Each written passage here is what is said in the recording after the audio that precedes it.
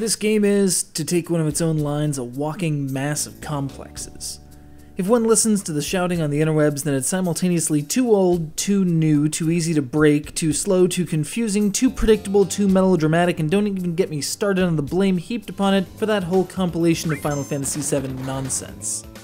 I can't really understand it. This game, which is apparently the worst thing ever, still feels like the best thing ever. So much so that with the mere whiff of a tech demo recreating the game's iconic opening cinematic, the same internet that derided it so bent itself into knots demanding a high-def remake. Instead, you get this, a moderately optimized version of the PC port from 1998. And you can log into it via Facebook for reasons beyond my ken. That's the kind of game this has become.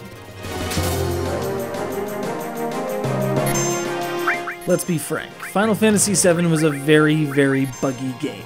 Even though some parts of the translation are fixed, many, like this classic line from the first boss fight, remain incorrect. The character behavior is still as weird as it ever was. And in perhaps the greatest transgression against the original text, mouths.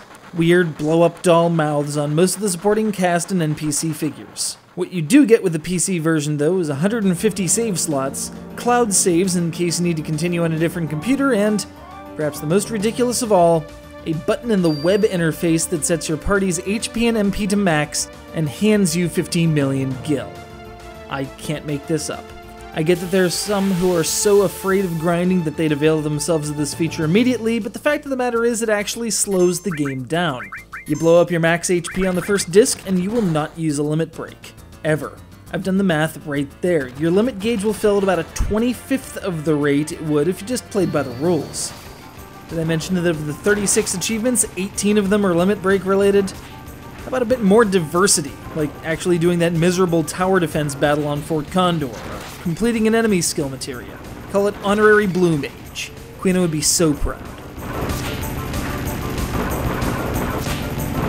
I realize that by this point everyone who's wanted to play Final Fantasy VII has probably done so, and they can say what they want, but even with a strangely applied coat of paint and a huge disconnect between the new high-res polygons and the old standard definition pre-rendered backgrounds, and despite an inane system of achievements and fully legalized cheating, to say nothing of the weird cropping issues and strange musical changes, regardless, it's still one of the greatest games ever made.